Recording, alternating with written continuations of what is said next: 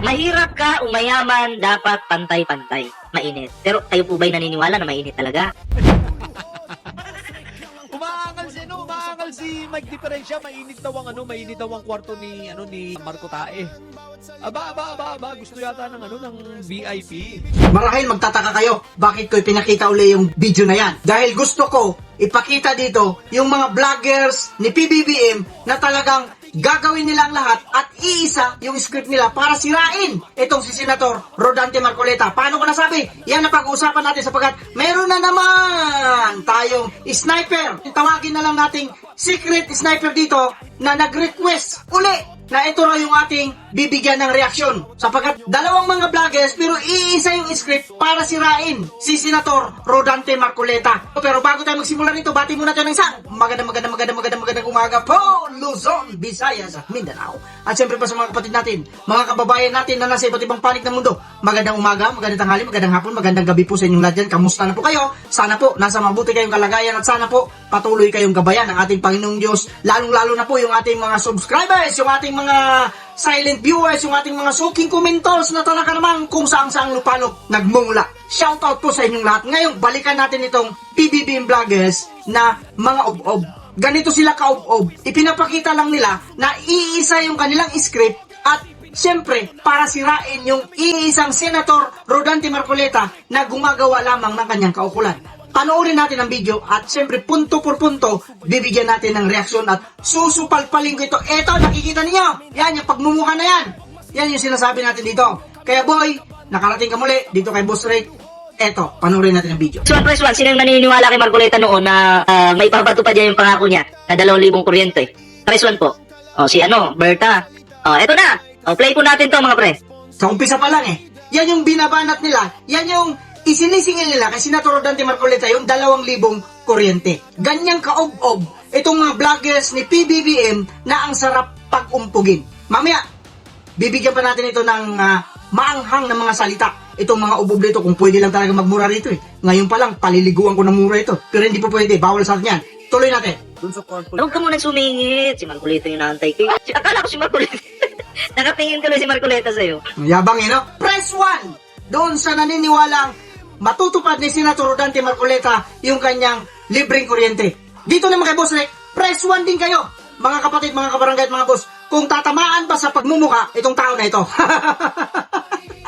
Tuloy natin. Marcoleta sa pagkakakulong, syempre malungkot. Malungkot naman talaga. Hindi po tayo natutuwa dahil Ganyan sila gumawa ng reaksyon. Bastos, di ba? O, tuloy natin, pagbigyan natin. si Marcoleta ay, alam mo yun, nabulok sa kulungan. Alam nyo, kung sa tingin nyo may kasalanan kayo, wala talaga tayong magawa, di ba? Ganyan talaga, makukulong. Plastic, no? Ito yung mga magkakasama mga plastic.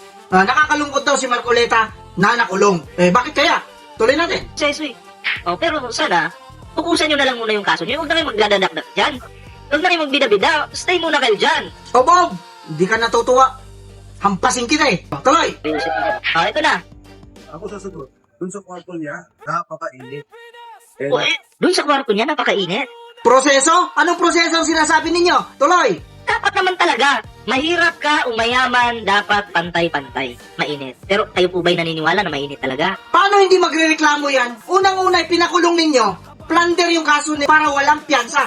Kung hindi pa naman kayo mga ungas. Pero, yung kaso niya, hindi involved yung pera ng taong bayan. Ito, masarap ka debate ito Gusto kong kaharap ito Matapang daw ito Tingnan natin mamaya. Tuloy natin. Ako hindi ako kumbinsido. Mukhang baliktad. Siyempre may media.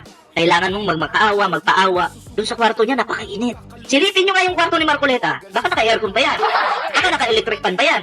Yung ibang mga nakakulong ako. Mahirap umayaman. Halatang-halata naman dyan sa boss ninyo. Nakagaya ninyo bangag. Pag mahirap, ibig sabihin, kukunti yung resources. Kukunti yung kapit sa gobyerno. At kahit pa nakaposisyon sa gobyerno, mas madali ninyong may pakulong. Bakit? Kumakalaban kasi sa mga amo ninyo. Pero pagka kasama kanila, kasabwat kanila, ligtas ka, hayahay ang buhay mo. Kagaya mong ob-ob.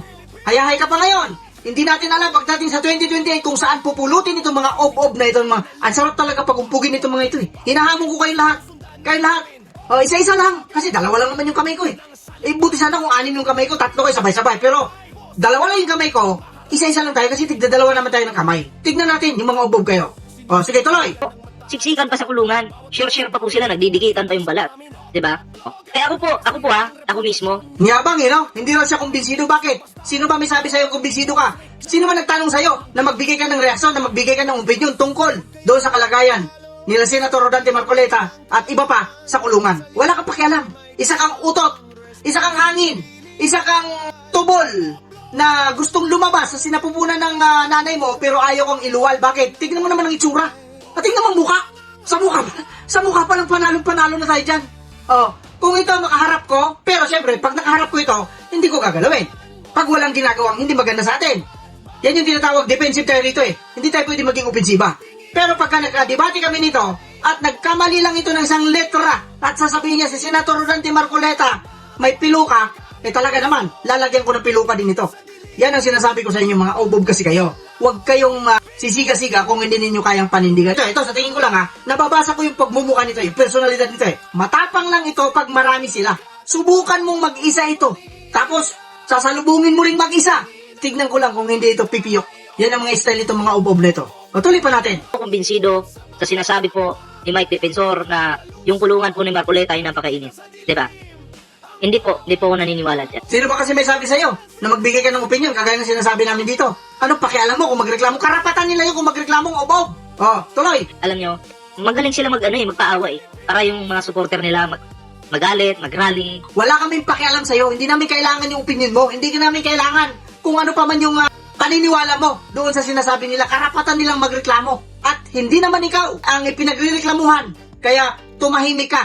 Ang sarap mong pitikin. Maniwala ka man sa hindi, Bob. Wala kaming pakialam. Wala kaming pakialam. Bakit kita binabanatan dito? Kasi sumusobra na yung bunganga mo. Pag ito tumama sa pagmumukha mo, lalong-lalo na dyan sa bunganga mo, hindi ko alam kung anong mangyayari sa'yo. Imbis na sasabihin mo, I love PBBM, ang lalabas na sa bunganga mo, I love Mimimim. Yan ang panigurado ko sa'yo. Ano nang pakialam mo kung mag-rally kami? Karapatan namin yon. Palibasa kasi kayo, tuloy-tuloy ang grasya sa inyo. Hayayang buhay ninyo, dakdak kayo ng dakdak. Tapang-tapangan kayo dyan sa mga channel ninyo. Pero ang pera, kagaya na sinabi nung kasama niyong kalbo, hindi kailangan gigas-gigas ito. 15-30. Eto na yung mga yun. Ito yung mga yun. Ang sarap niyo pagumpugin. Sa totoo lang. Tuloy. Wait lang So, puntahan yung niya. Ikaw to? May pinapakita siyang obob. Sino kaya ito? Ba't kaya niya pinapakita? Tuloy natin. Ano sabi niya dito? Eto na naman ang vlogger ni Bangag. Tapang mo lang dahil nandyan ka sa bahay mo. Mukhang may nag-comment sa kanya. Di ba? Ang sabi, dinig na dinig ninyo. Ikaw na naman yung vlogger ni Bangag. Halata naman, bangag ka rin Di ba? Tuloy, ano sabi? Magkita tayo. Ano ka naman siguro yung balat mo kasing kapal naman siguro ng bakal. Ang yabang no? Ang balat daw kasing kapal ng bakal. Paano pag ito dumapo sa pagmumukha mo? Ito yung sinasabi natin dito Pasiga-siga lang ito dito sa online. Ito pa. Bakal Diba? Kasing kapal naman siguro yung balat mo ng bakal. Message mo ako sa Facebook, ha? Matapang no? Ang tapang, hanapin niyo lang sa Facebook. Kaya niya yan? Parang hindi ako naniniwala. Sigurado ako, dyan lang yan. Pakitang tao kasi live ito Pinapakita niya lang na matapang siya. Ngayon, ako ang maghahamon sa'yo. Hanapin mo ako sa Facebook. Ob. Eto, tuloy. Hanapin kita mamaya sa Facebook. Hanapin kita. Natural, nandito ako sa bahay. Naka-live ako Alam mag-live ako sa ano? Mag-live ako sa... Saan? Sa gubat. Tama, dapat doon ka nag-live sa gubat. Bakit ko nasabi? Tingnan mo ang tsura mo. Bagay ka sa gubat. Doon ka dapat nag-live. Kaya yung mga viewers mo, nakakapansin na sa'yo Napapansin na yung mga kasinungalingan ninyo. Baluktot na mga kaisipan ninyo. Wala kayong ginawa kundi manira. Dahil sa... yan yung sinasabi natin, mga duwag kayo. Hindi nyo kayang maglakad mag-isa. Kasi mga opob kayo. Takot kasi kayo. Sa susunod na mga video, abangan ninyo, may ginawa itong video na talagang sinusundan daw sila. May sumusunod daw sa kanilang multo. Natakot sa sariling multo. Mga opob kayo. Mga opob kayo.